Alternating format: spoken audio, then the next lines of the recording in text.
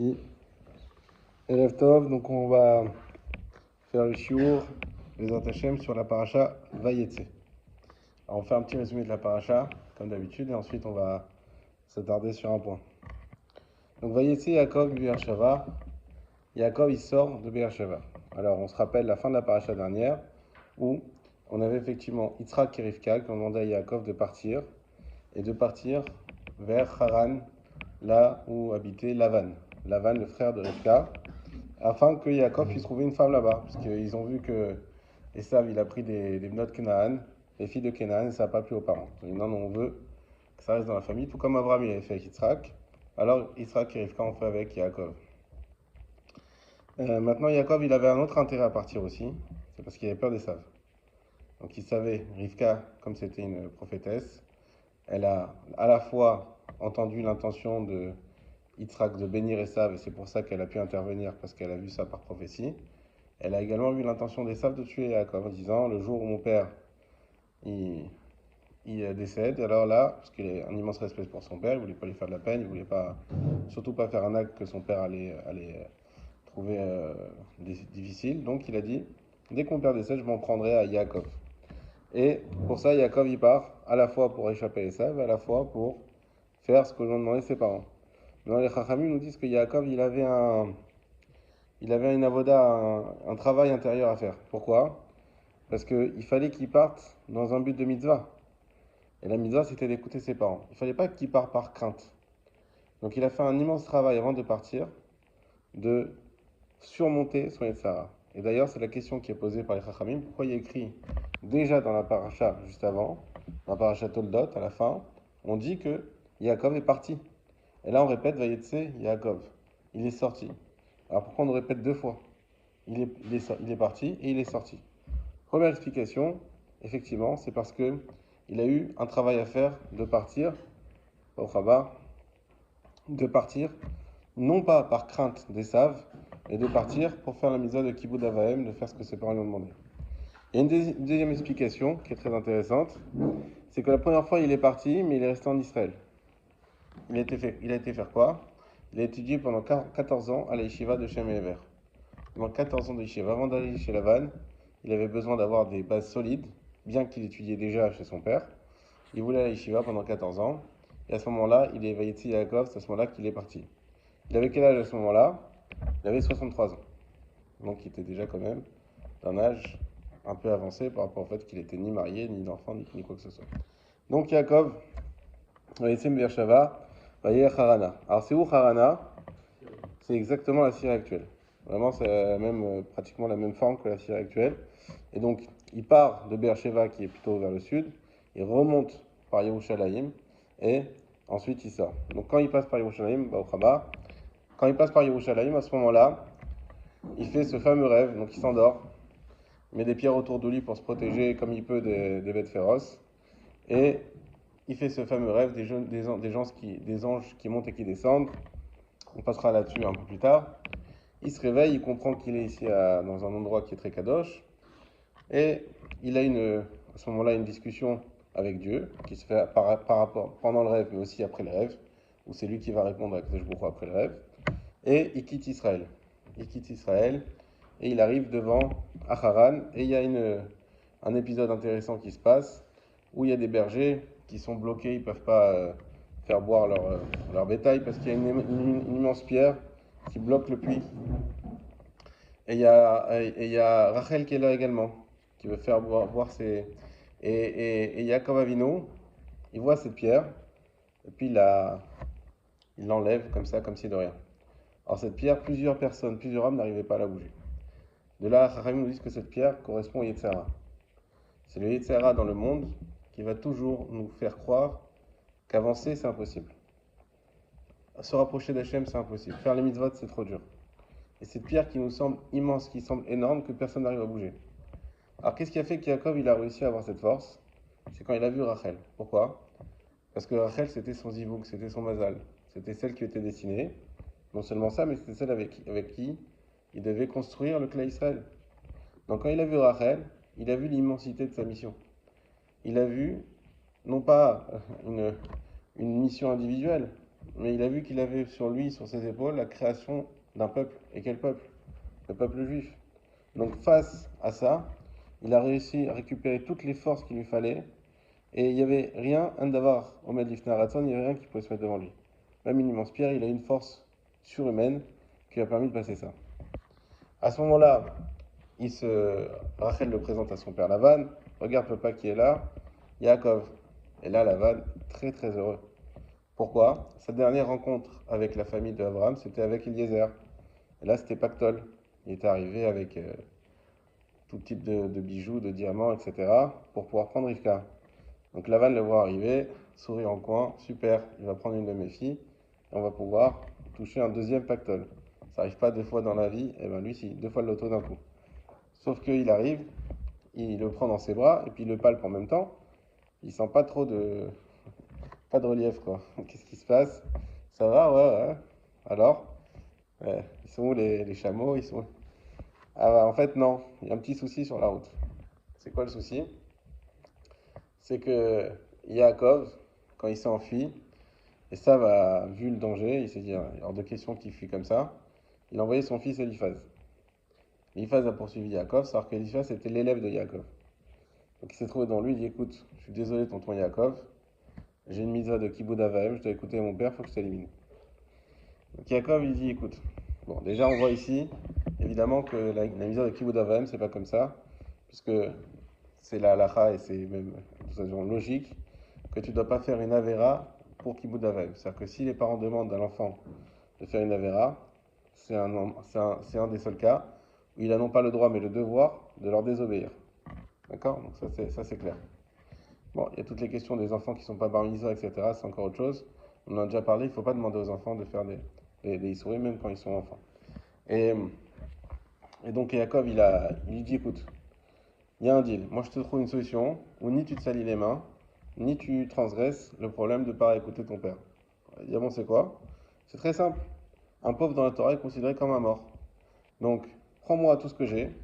Donc, évidemment, Yaakov, il était parti avec plein d'argent, dans le but d'épouser Rachel. Donc, c'était déjà prévu il dit, écoute, tout ce que j'ai, tu me prends. Je vais te considérer comme un pauvre. Et un pauvre, il est considéré comme un mort. Donc, je serai mort pour de vrai. Tu pourras dire à ton père que tu m'as tué. Et en même temps, tu n'as pas besoin de faire couler du sang. Eliphaz, il a bien aimé l'idée. Il a dit, ok. Puis en même temps, il voulait s'enrichir. Donc, pourquoi pas. Donc, il a pris. Et il est parti. Et donc Yaakov arrive effectivement à ce moment-là devant Lavan, raide comme on dit, il n'y a rien sur lui. Et donc là, Lavan, il avait un petit souci, il se dit est-ce que vraiment ça vaut le coup d'accueillir Yaakov? Il a interrogé ses, euh, ses statuettes, sa Avodazara. Alors comment était faite cette Avodazara? C'est très intéressant, le Pirkei des Rabbi Eliezer, il raconte comme ça. Il prenait le premier enfant garçon, c'est horrible, hein, je vous le dis tout de suite. Il prenait le premier enfant garçon, il le tuait, il le coupait en morceaux, il le salait, il mettait dans sa bouche, il écrivait sur une plaque d'or le nom d'un Kouachatuma, il mettait sous sa langue, et il l'emmurait. Et ensuite, il faisait un service avec des nérotes, et il faisait des prières, et posait une question. Et à ce moment-là, le défunt répondait à la question, c'est un chat GPT mais à l'ancienne. Il répondait à la question qu'il fallait. Et donc Lavan, il a interrogé. Il a dit, ouais, qu'est-ce que je dois faire avec Yaakov? Il n'a rien sur lui. Évidemment, s'il était venu avec... il n'y a pas de question. Mais là, il y avait une question. Il n'a rien sur lui, qu'est-ce qu'on fait? Il lui a répondu, c'était Rafim, il lui a répondu, tu dois le garder, parce que sache que lui, il amène avec une grande bénédiction, et ça va bénir tous tes champs, toutes tes bêtes, etc.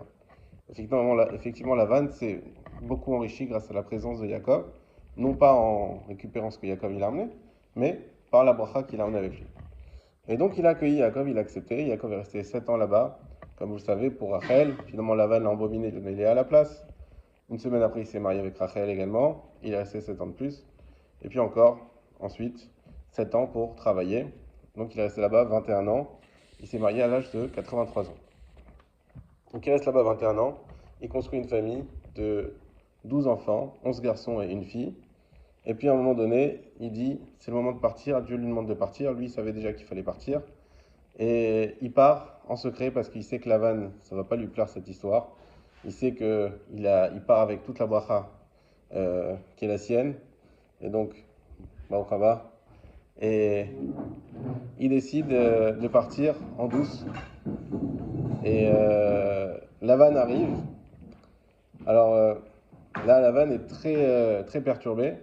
Non pas parce que Yaakov n'est plus là, non pas parce que ses filles ne sont plus là, non pas parce que ses petits-enfants ne sont plus là, mais parce que ses téraphim ne sont plus là.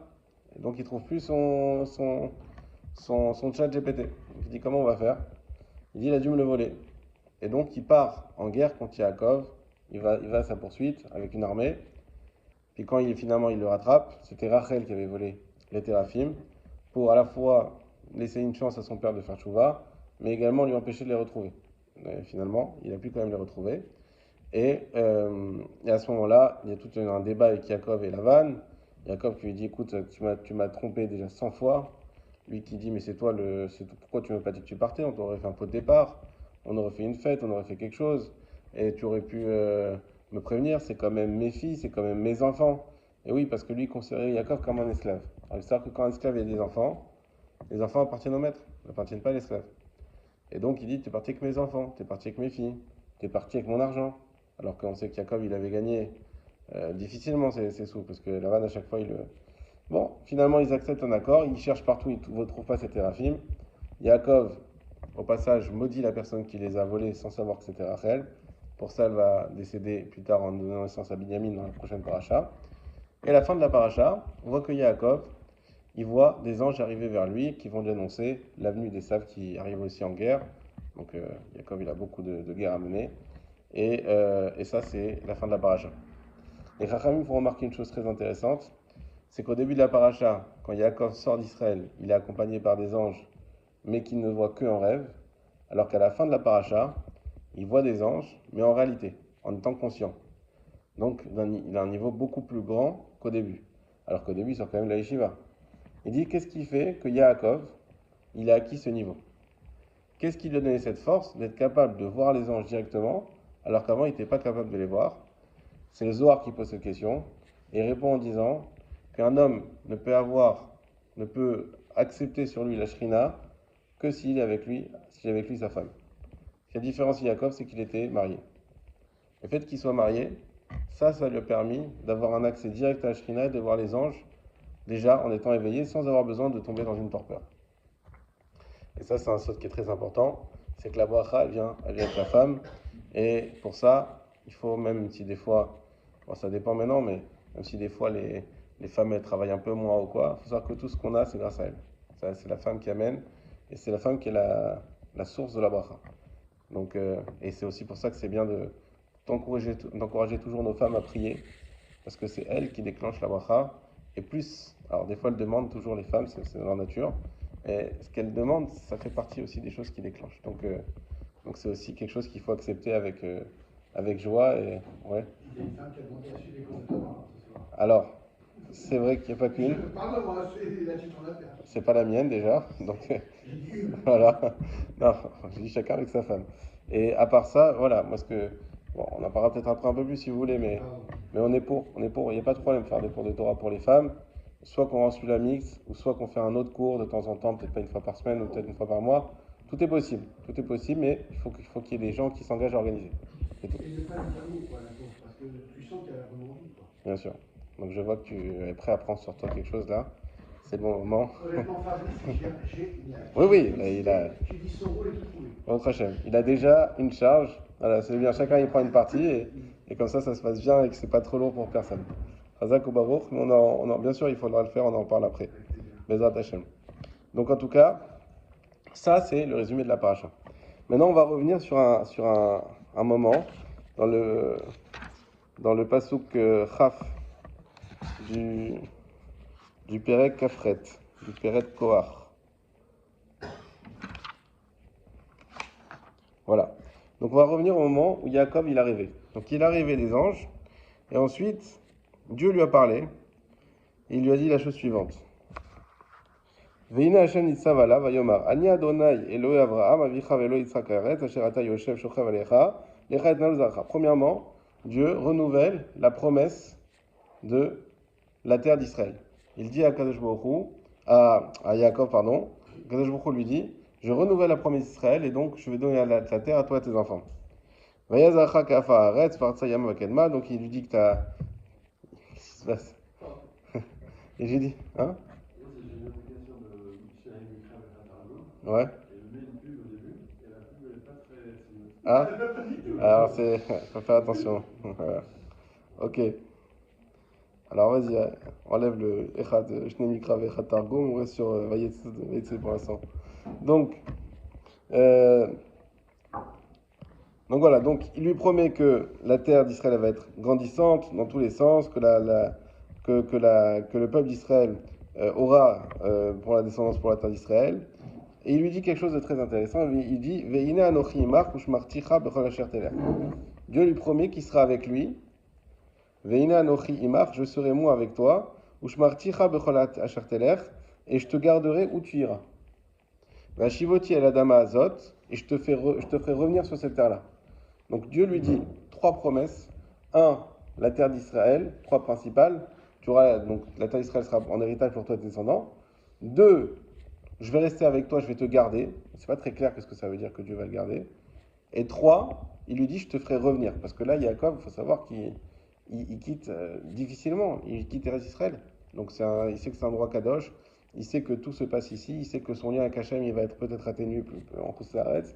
Donc il a du mal à partir. Et Dieu, on voit que contrairement à d'ailleurs ce qu'on a expliqué la semaine dernière avec Israël, où Dieu a dit non, stop, tu t'arrêtes, tu redescends pas plus, tu vas pas en Égypte.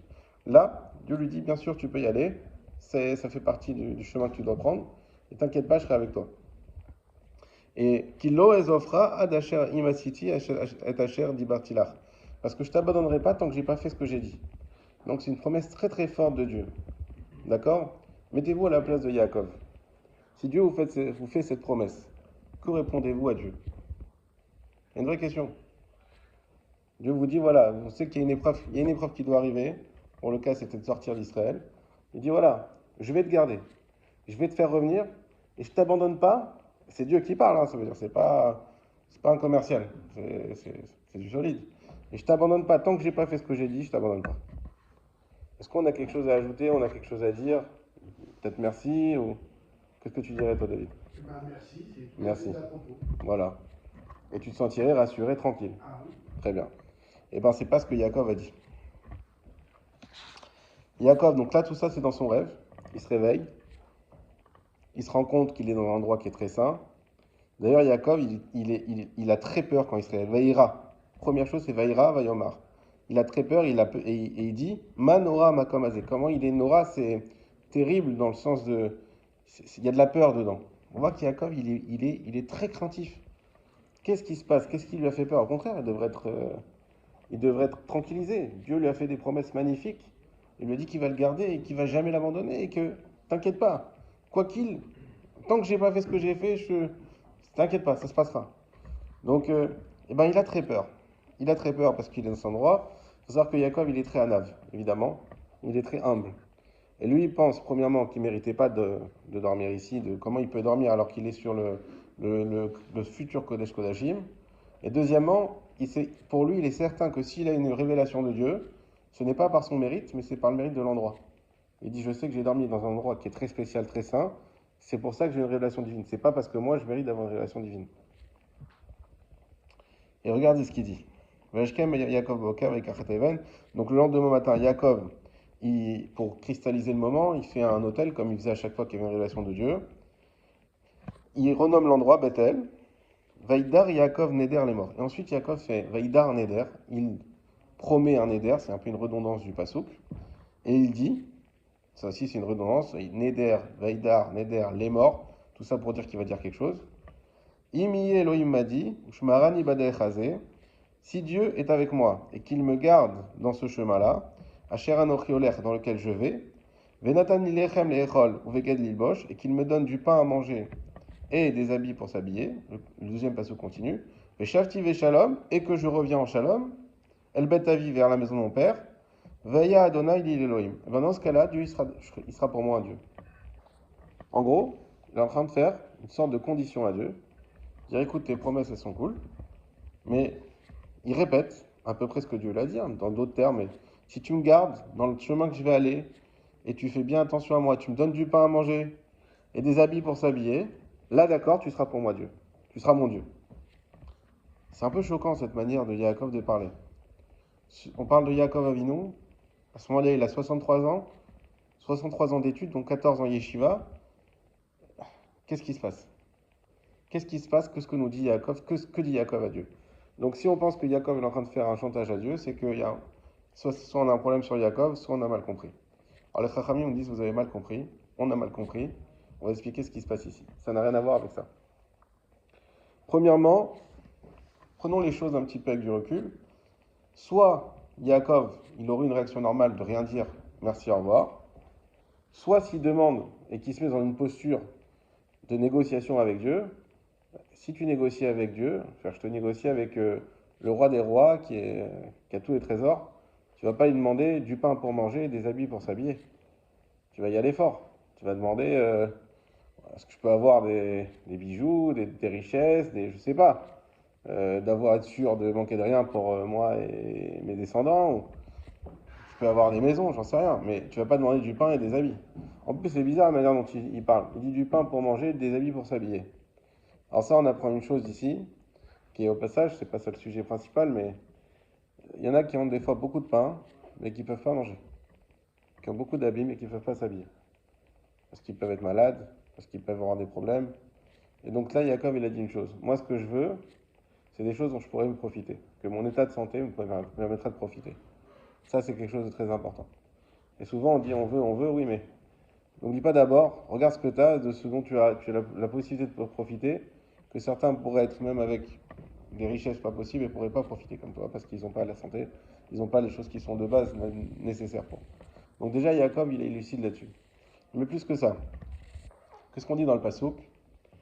On dit Na Haïti, vous connaissez tous, on dit en Birkat, Gam Zakanti, Velo Haïti Tzadik Nerezav, Vezaro Mevakesh Lachem. Mevakesh Lachem. Donc il dit Na Haïti, c'est le David qui dit moi j'étais jeune, je suis devenu vieux, en gros j'ai de l'expérience, et j'ai jamais vu un Tzadik Nerezav qui est abandonné, Vezaro et que ses descendants ils demandent du pain. Donc Yaakov il dit une chose à Kashborou. Si vraiment je suis méritant, alors c'est sûr que je ne dois pas manquer de pain. Parce que moi, mes pères, ils sont méritants. Et si vraiment je suis méritant, je ne dois pas manquer de pain. Vaïdor Neder. Pourquoi on a Vaïdor Neder? Neder, c'est quoi? C'est Noun, Daletresh. Noun, c'est 50. Et Daletresh, c'est Dar, habiter. Ce que demande Yaakov, c'est s'il te plaît, Hachem, fais-moi que j'habite toujours dans la 50e porte de pureté. On sait que Yaakov, il est Ishtam, Yoshev Ohalim. C'est sa définition au début de la paracha dernière de Toldot, et c'est celle qui va garder tout au long de sa vie, c'est la perfection. Yaakov, c'est un homme qui vise la perfection. Et qu'est-ce qu'il a ici? Vaïra Yaakov, on a dit, il craint. Qu'est-ce qu'il craint? Il craint, Vaïgrom Achet. Le Kliakar, il nous dit, il craint d'être entraîné, d'être emporté par la faute. Il craint d'être emporté par la faute. Et qu'est-ce qu'il demande à Dieu? On va voir une autre lecture maintenant. Vaïda Neder Yaakov, les morts, en disant, les Chachamim disent pourquoi les morts? Pour dire qu'il fait un Neder pour lui, et les morts c'est aussi pour ses générations futures. Il fait ça, une prière en réalité, qui est pour lui et les générations futures. Imiye Elohim imadi, ushmarani baderech azé. Si Dieu est avec moi, et qu'il me garde baderech azé. Normalement, il n'aurait pas dit qu'il me garde dans ce chemin-là. Baderech eler, dans le chemin où je vais aller. Pourquoi baderech azé? C'est quoi baderech azé? C'est le chemin de la Torah. Il ne s'agit pas ici du chemin de la terre, il s'agit du chemin de la Torah. Yaakov demande à Dieu, garde-moi dans ton chemin. Garde-moi dans ton chemin, je t'en supplie, que la faute ne m'emporte pas. Asher anochi oler. Et d'ailleurs, là vous pouvez peut-être vous dire, oui mais si tu veux être dans la Torah ou pas dans la Torah, ça dépend de toi. C'est ce qu'il va dire Yaakov. Asher anochi oler. Moi où je vais aller. Ça veut dire que Dieu, c'est sûr que ça va dépendre de moi, c'est ma bechira, c'est mon libre arbitre. Là où je vais aller, Asher anochi oler. Mais toi, aide-moi dans ce chemin-là. Ne mets pas des embûches. Aide-moi à savoir relever les épreuves et les défis. Et pourquoi Yaakov fait cette prière ici? Parce qu'il sait que son lien avec Dieu, il va être complètement atténué en Koussaret. Il sait qu'il ne pourra plus interroger Dieu là-bas. Donc il dit maintenant, je vais partir à l'aveugle. C'est comme si on part sans boussole, sans GPS. Je vais partir à l'aveugle, je vais me retrouver seul sans toi, Hachem. Donc je veux que tu me jures que tu vas être avec moi. Quand tu me dis que tu vas être avec moi, je veux que tu ne me lâches pas à chaque instant que je puisse rester dans le Derech HaTorah. Je veux toujours être sûr que je ne m'en écarte pas parce que j'aurai plus de boussole. Là, si j'ai un problème en Israël, j'interroge Hachem. J'interroge Shem et Ever comme elle a fait Rivka. Je peux trouver un endroit pour dire est-ce que je suis le bon chemin, pas le bon chemin. J'ai des repères. Là-bas, je n'en aurai plus aucun. Donc je vais devoir me fier qu'à moi-même. Et ça, j'y crois pas parce que Yaakov, encore une fois, c'est quelqu'un d'Anav. Il sait pas qu'il est Yaakov, lui. Nous, aujourd'hui, on a une Torah qui est écrite. Mais Abraham, Yitzhak et Yaakov, ce qui est extraordinaire, c'est qu'ils ne savaient pas que tous leurs actes allaient être écrits. Ça veut dire que tout ce qu'ils font, imaginez-nous si notre vie à nous a été écrite. Notre vie la plus secrète et intime. Là où il n'y a plus personne qui voit. Le livre, on aura un peu honte qui paraisse en papeterie. Et là, c'est ce qui se passe. C'est qu'on a la vie d'Avraham, Yitzhak et Yaakov quand on ose dire des fois, ah mais peut-être il aurait il aurait dû mieux faire ça ou faire ci. Imaginez-vous qu'eux, ils ont fait tout ça sans savoir. Ils savaient qu'ils étaient les pères d'un grand peuple, ça on l'a dit plusieurs fois. Mais ils ne savaient pas que tout ça allait être rédigé comme ça. Jamais ils ont eu conscience de ça. Et pourtant, ils ont agi comme ça, sous le feu des projecteurs, sans le savoir. Et tout a été écrit. Et combien on peut être fier de ce qu'on est en train de dire. Et c'est ça que Yaakov, il demande à Hachem. Parce que Yaakov, il n'a pas confiance en ce qu'il a appris. Et la fin du pasouk,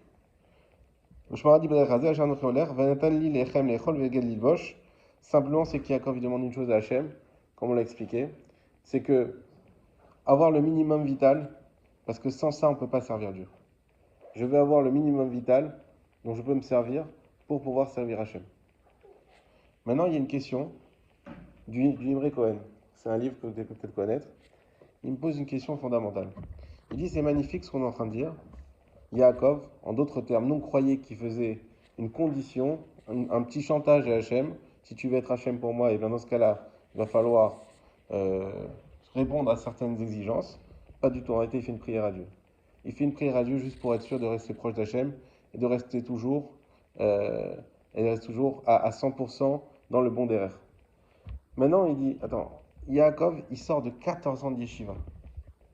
Quand tu sors de 14 ans d'yeshiva, alors, moi j'ai eu la chance d'en faire un an déjà, et je me dis qu'après un an d'yeshiva, quand tu le fais bien, par rapport à tes amis que tu connaissais d'avant un an et que tu vois un an après, tu as l'impression d'être dans un autre monde déjà. Mais quand tu fais 14 ans, et puis c'est Yaakov, c'est-à-dire que c'est 14 ans nuit et jour, il y a un Midrash qui n'a pas dormi. Donc 14 ans d'Yaakov de yeshiva, comment il a tellement peur de fauter? C'est quoi sa peur? Il faut essayer de la comprendre. Je veux bien qu'on dise qu'il était Anav, mais il n'est pas non plus inconscient. Il sait très bien qu'il est quelqu'un d'exceptionnel. Donc qu'est-ce qui fait qu'il a cette crainte de fauter? Alors il répond comme ça. Vous savez que le Midrash, il nous dit que Yaakov, de quoi il avait peur? Des 3 fautes capitales. Il n'avait pas peur de fauter n'importe quoi. Il avait peur de tuer, le meurtre. Il avait peur de faire Avodah Zarah. Il avait peur de faire les harayot, Gilou Yarot. Donc c'est-à-dire les mœurs, de transgresser les mœurs. Et on imagine mal Yaakov en meurtrier, encore moins en train de faire la Avodah Zarah, c'est-à-dire le service idolâtre, et encore moins d'avoir l'idée de se marier avec sa mère ou sa sœur, ou toutes ces choses qui sont interdites. En réalité, il faut savoir qu'il y a la partie dévoilée de ces fautes-là, et il y a aussi une partie cachée de ces fautes-là. C'est quoi la partie cachée? Lorsqu'on a une personne à qui on fait honte en public, et que cette personne blanchit. Il est écrit dans la Gemara que lorsque cette personne elle blanchit, c'est comme si on l'avait tué. C'est un meurtre. Tu as fait descendre tout le sang qu'il avait sur le visage, c'est un meurtre. Lorsque quelqu'un se met en colère, il est écrit que Kaas, c'est de la Avodah Zarah. Parce que pendant un moment, tu t'es mis dans une situation où tu as rejeté la situation que Dieu t'a mis devant toi, et se mettre en colère, c'est comme s'il y a un court-circuit entre la réalité et moi. Et ça, c'est de la Avodah Zarah. Pareil, les harayot, on sait qu'il y a aussi la famille Nida qui fait partie des harayot. On sait combien c'est strict, ne serait-ce qu'un contact, ça peut être des harayot déjà, même si c'est bien sûr pas aussi grave que l'acte lui-même, mais c'est des harayot déjà. Et c'est ça que Yaakov, il avait peur. D'ailleurs, le Chafetz Chaim nous dit que Lachon Hara, il est plus grave que les 3 réunis. Et Yaakov, il est à un niveau, il n'est pas en train de... Il cherche, on l'a dit, la perfection. Il a un niveau où il a très peur d'avoir à faire honte à quelqu'un. Il a très peur, le jour où il va se marier, il sait qu'il va aller pour se marier, de trouver un contact nida qu'il ne faudrait pas, même sans faire exprès. Et il a très peur d'aller dans une situation où il pourrait se mettre en colère. Et ça, c'est un enseignement qui doit être pour nous. Ça veut dire que nous, qui sommes les fils de Yaakov, on appelle littéralement les béné Israël, Israël c'est Yaakov, on ne peut pas se sentir exclu de certaines choses. On a parlé de la pierre tout à l'heure, on ne doit pas se sentir des fois dépassé par des objectifs. Comme on dit, Ve'ashamaim, Bashamaim mal, ve'aretz mitachat. Ça veut dire quoi? Bashamaim mal, dans les cieux en haut, ve'aretz mitachat et dans la terre en bas. Bashamaim mal, hein, c'est pas pour dire tu montes en haut et tu descends en bas. C'est que Bashamaim, c'est tout ce qui est spirituel, c'est toute la Torah, c'est toutes les mitzvot. Ça, mimal, il faut toujours regarder vers le haut. Ve'aretz, et tout ce qui est ve'alaretz, c'est tout ce qui est sur terre, c'est-à-dire tout ce qui est matériel. Mitachat, compare-toi aux gens qui ont moins que toi. Quand tu es dans un sujet qui sont de Torah, de mitzvot, cherche pas à te rassurer en te disant bon, écoute, moi je fais déjà telle et telle chose, mais regarde, lui, mon cousin, il fait rien du tout, c'est déjà pas mal. Alors, c'est un discours qu'on peut avoir des fois quand on est en cours de tchouva, mais c'est pas ça, c'est pas ça le principe. Quand tu es en tchouva, tu dois te dire regarde, moi j'ai fait ça, mais par contre j'ai un cousin, lui, oh là là, il est pété un câble, le gars, maintenant il a une barbe, il a un chapeau, c'est lui que tu dois regarder. Tu ne dois pas regarder le cousin qui est resté derrière. Tu dois regarder celui qui est en haut. C'est lui l'objectif. Sur les choses qui est les voitures, les maisons et tout, oui, rassure-toi comme ça. Dis, regarde, ok, j'ai pas eu, moi je voulais ça, j'ai eu moins, mais regarde, il y en a, les pauvres, ils n'ont pas de quoi manger. Là, oui, tu regardes comme ça. Mais sur tout ce qui est dans la Torah, les mitzvot, il faut se concentrer sur ceux qui font plus, et il faut avoir des objectifs qui sont des objectifs démentiels. Il faut être sur des gros objectifs. Il ne faut pas être sur des petits objectifs. Lorsqu'on se fixe quelque chose, il faut faire aucun écart. On a nous aussi sur nous la construction du clan Israël. On a nous aussi sur nous la construction du Mashiach. On sait qu'on est la génération du Mashiach. On sait qu'on est en train de construire la société qui va accueillir le Mashiach. Et on en fait partie. Peut-être qu'un jour, nos noms seront écrits dans un livre aussi. On ne sait pas exactement comment ça va se passer. Mais ce qu'on sait, c'est qu'en tant que clan Israël, on est une minorité du monde, ça vous le savez bien. Et en tant que membre du clan Israël religieux, qui venons à des cours de Torah le mercredi soir par exemple, on a sur nous une responsabilité qui est immense. Et il ne faut pas se contenter de dire je fais ci, je fais ça, non c'est bon. Il faut être ce qu'on appelle, alors ne voyez pas le côté politique des choses, mais il faut être haredi. C'est quoi haredi? C'est Yaakov aujourd'hui, ce qu'on est en train de lire. Harada, c'est la peur, c'est la grande peur. Donc Yaakov, il était haredi dans le sens où il avait peur. Peur de fauter, peur d'être entraîné par tout ça, et il avait peur de faire un écart sur la perfection qu'il visait. Donc nous, Bezrat Hashem, on va passer à l'halakha tout de suite, et nous, Bezrat Hashem, il faut qu'on arrive à se fixer des objectifs et à essayer de tout faire pour être nous aussi dans ce système-là où on veut être perfectionniste. On fait le Shabbat, on le fait perfectionniste. Non, mais ça, c'est pas trop grave, c'est quoi c'est un bouton, c'est rien du tout. Non. Je suis perfectionniste et là où je vais voir même des choses des fois qui me dépassent, le papier il le déchire pas et je comprends pas, on veut pas, c'est du papier, c'est rien du tout. On va essayer d'apprendre, on va voir des choses, on va voir, non mais j'en connais un, il fait comme ci, j'en connais un, il fait comme ça, on va apprendre, on va avancer, on va essayer de devenir nous aussi dans le plus perfectionniste possible et pas chercher à retrouver des excuses pour dire non, ce que je fais c'est déjà bien et m'arrêter là. Mais Hashem, donc Hashem nous aide à avancer comme Yaakov.